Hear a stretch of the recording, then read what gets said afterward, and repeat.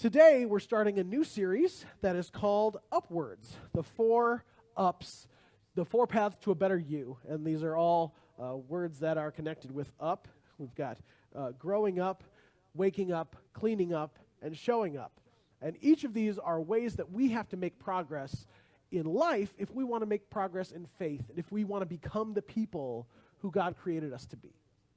So we're going to be working our way through each of these upwards throughout the month of January. I encourage you to join us in person or online each week. And today we're going to talk, next week we're going to talk about waking up, and which is something I could really use right now even. But today we're going to talk about growing up. One of my favorite movies while I was growing up was a movie called Big, starring Tom Hanks. We know this one? In case you missed it, this is a movie in which a 12-year-old boy makes a wish at a Magic Genie arcade game named Zoltar, right? Yes, Zoltar. So that he wishes that he could become big. And he was facing the limitations of his age. He was too young to charm the girl he had a crush on. He was too short to ride the zipper. And so his wish was simply to be big. And so, overnight, this 12-year-old child transforms into a 30-year-old man, and hilarity ensues, right? At least that's how I perceived it when I was a kid. But, a few months ago, my wife Jenny and I thought it would be a really good idea to show this movie to our kids, because it was such an endearing part of our childhood, since it was one of our favorites. And what we discovered is that this movie did not age well. It starts off strange when he wakes up to find that he's grown to be a full-grown man, and his mom screams to find a full-grown man in her house, and her son is missing. And as hilarious as parents thinking their children were abducted may have been in the 80s, it's less funny when you're a dad.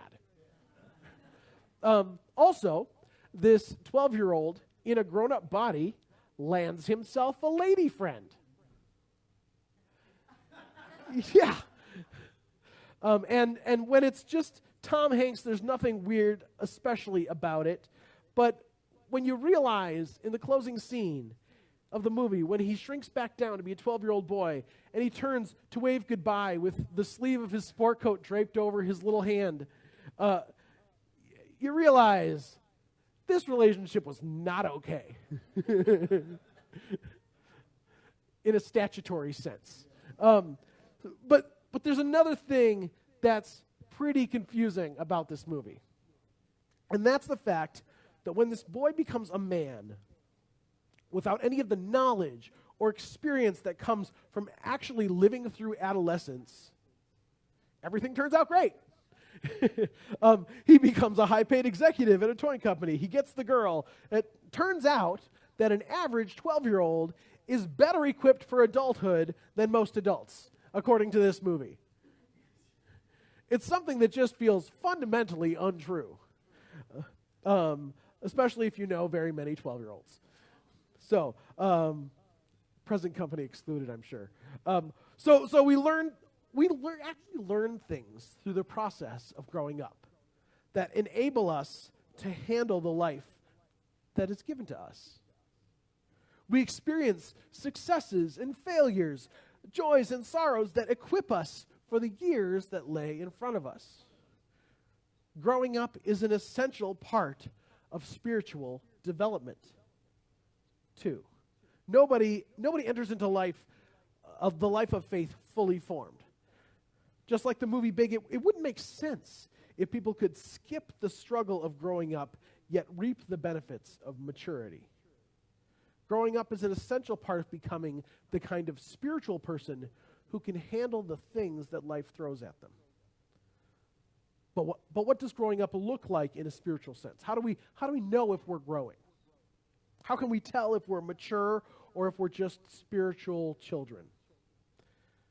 So to find out more about this, we're going to turn to the words of the Apostle Paul from a letter he wrote to a church in a city in ancient Greece called Corinth. And here's how this little section of that letter begins. When I was a child, I used to speak like a child, reason like a child, think like a child. But now I have become a man. I've put an end to childish things. Now let me just start off by saying not all men have put away childish things.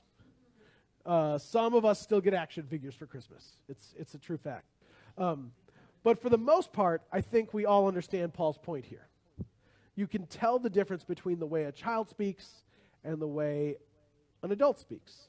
There's a difference between kid logic and grown-up logic, right? And I think this first part of what Paul has written here points to an important factor in our growth as people. Growing up means growing in understanding. We have to take time to learn the tradition we're a part of. We have to invest energy and time in order to have a firm grasp on the thing we claim to believe. Now, growing in understanding isn't everything. In terms of growing up as a person of faith, there are lots of other ways that we develop. But it isn't nothing either. Showing up here today already means you understand this at least a little bit. Because part of what we do when we gather on Sunday mornings, whether in person or online, is to learn. And since you're here, I'd like to provide a little something for you. If you'd like to start growing in understanding a little more as part of your 2020 New Year's resolution, New Year's doesn't really start till the Monday after New Year's Day anyway. I think we all agreed on that, right? So I've made a little resource list. Jen, can you grab that? Here. I made a little resource list that has a list of some of my favorite books and podcasts that you could dive into in the new year so that you could begin growing in your faith in a new way. I also put a internet links to a website where you can develop your own Bible reading schedule that you could start off for the new year. I knew lots of people make a New Year's resolution to dive into their Bibles in a new way, and this would be a great place to start. You can even pick your own translation because it's all web-based, and you can even download an app that'll give you a reminder every day to jump on it. So I'm going to leave these in the back of the room, and you can grab one on your way out today. I want to let you also know that among all those resources, I'm not providing them necessarily because I agree with every word that's written in every one of those resources. I'm providing them because they are thoughtfully written and a great place for you to begin your own journey of growing in understanding, asking critical questions, and wondering on the page, wondering out loud, forming conversations around these topics, and I'd love to talk with you more about that. Also, I own a lot of those books, so if you'd like to borrow one, let me know. But like I said, growing in understanding isn't everything. So let's read on in 1 Corinthians to see if that leads us to any other dimensions of growth. Here's what it says in verse 12. Now we see a reflection in a mirror. Then we will see face to face. Now I know partially, but then I will know completely in the same way that I have been completely known. This is honestly one of my favorite phrases in the whole Bible.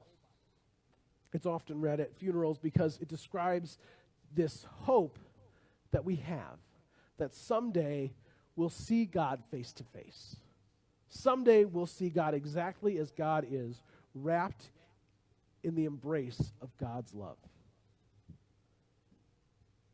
But of course, there's a corollary for this idea also embedded in these words that's less satisfying than that beautiful truth. If we will know God fully on the other side, it means that we can never know God fully on this side, right? We only see what God looks like as if we were looking through, it says a mirror. Some translations say a mirror dimly. Or it's like a foggy window, or like your foggy bathroom mirror after you take a shower and you have to, we only get the foggy version right now, an imperfect reflection. And the more comfortable we become with this idea that our understanding of God will always be imperfect on this side of eternity, the more we're comfortable with that idea, the more we grow. Think about the wisest, most mature person in your life. The one you could go to with any problem and get just what you need. Now, when you go to them, are they going to say, well, here's the one right answer, and that's the only way there is to look at it, and that's all there is to it, sorry. No. The wisest people among us are able to look at nuance. They're able to see things from multiple perspectives, and they're able to admit that they don't know everything. And that's what faith is, honestly. Faith is action based on imperfect information from a trusted source. So, like, for example, when my wife yells, "Hurry downstairs and bring the paper towels," I don't have to verify that information, that paper towels are in fact needed downstairs, and so am I, right? I trust the source, and I bring the paper towels, because the cat probably threw up. And we take Jesus at his word, too, in the exact same way. When Jesus says, "When I was hungry, you gave me something to eat. When I was thirsty, you gave me something to drink. When I was a stranger, you welcomed me. Whenever you did it for any of my people, no matter how unimportant they seemed, you did it for me." When Jesus says those words, we take Jesus at his word. And that takes maturity. That's not just growing in understanding, right? You can understand the meaning of these words one by one perfectly and still not follow through on the command that they're conveying to us. It takes maturity to actually act as though each person, no matter how unworthy they seem to us, is worthy of God's love and of God's care. That's a sign that you're growing in trust, that you're willing to act on the understanding you've gained through your growing up process. A grown-up faith shows trusting God by acting justly and loving mercy. A grown-up faith also knows that it doesn't know everything. It leaves room for ambiguity and is open to new information. And the wild thing is that there are whole traditions of faith that try to show just how mature they are by asserting that their way is the only way and that they've got all the answers perfectly nailed down. They've got all the answers, they've got it all figured out, and if you disagree with them, they say that you're doomed. In order to save themselves from any impression of doubt, they project this image of certitude. But what I'm trying to explain here today is that mature faith doesn't look like certainty. Many people think that the opposite of faith is doubt, when in reality, the opposite of faith is certainty. The opposite of faith is certainty. Faith is an act of trust in a relationship, like I explained before, without all the evidence. Like Paul says, we're just looking through a foggy window here. We're doing our best. And our job is to live the way that Jesus calls us to live with confidence and to hold one another with grace and not judgment. And that brings us to the last line of this passage written by Paul about what grown-up faith looks like. Here's what he writes. Now, faith, hope, and love remain. These three things. And the greatest of these is love. Now, here's the secret about growing up as a person of faith. After you've learned all you can learn and done all that you can do, it will always bring you back full circle to the place you began. Simple, pure, all-encompassing love. It's that childlike love that we want to have from the beginning. But instead of skipping understanding, instead of skipping the action, we include all of that so that our love for God and for our neighbor can be bigger than it was before. It really does all come down to growing in love. There's nothing more central. If your knowledge and your action and your faith don't bring you to a place that's more loving, then they haven't done you any good at all. And that process of realizing that can take a long time. It did for me. I had gone through all the education. I'd been in professional ministry for a few years, and I thought I had things figured out. And I wasn't afraid to tell you about that. I could argue people into a theological corner, and I did so frequently. But after a while, all that time invested in education and doing the right thing wasn't enough. I felt like I had the right answer for every question, but I couldn't silence the questions in my heart. My head was so full, but my heart was empty. And what I came to discover over the course of years, right, this was not a switch that flipped. What I came to discover over the course of years was that the kind of Christianity I had come to embrace had almost nothing to do with the Christ it claimed to follow. When I talked about love, it was only ever about how much God loves sinners, and almost never about how I was supposed to love sinners. I could preach all day about for God so loved the world, but I couldn't be bothered to love the world all that much myself. I was the kind of person that the Apostle Paul was writing to when he wrote this chapter that we've been reading. And not just these few verses we've looked at, but the words that came before them. They go like this. If I speak in the tongues of human beings and of angels, but I don't have love, I'm a clanging gong or a clashing cymbal. If I have the gift of prophecy and I know all the mysteries and everything else, and if I have such complete faith that I can move mountains, but I don't have love, I'm nothing. If I give away everything I have and hand over my own body to feel good about what I've done, but I don't have love, I receive no benefit whatsoever. Love is patient. Love is kind. It isn't jealous. It doesn't brag. It isn't arrogant. It isn't rude. It doesn't seek its own advantage. It isn't irritable. It doesn't keep a record of complaints. It isn't happy with injustice, but is happy with the truth. Love puts up with all things, trusts in all things, hopes for all things, endures all things.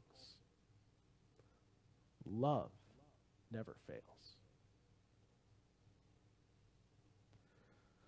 So what I discovered was that growing up in and of itself is a worthless endeavor. If we're growing up just because, it's no better than Tom Hanks in Big, having the appearance of maturity without ever having the experience of it. Looking all grown up, but lacking that substance. If we grow up in understanding, it's so that we can grow up in love. If we grow up in faith, it's so that we can grow up in love. So may you grow up in this new year to know the love of God so that you can trust the love of God, so that at last you may become the love of God. Amen.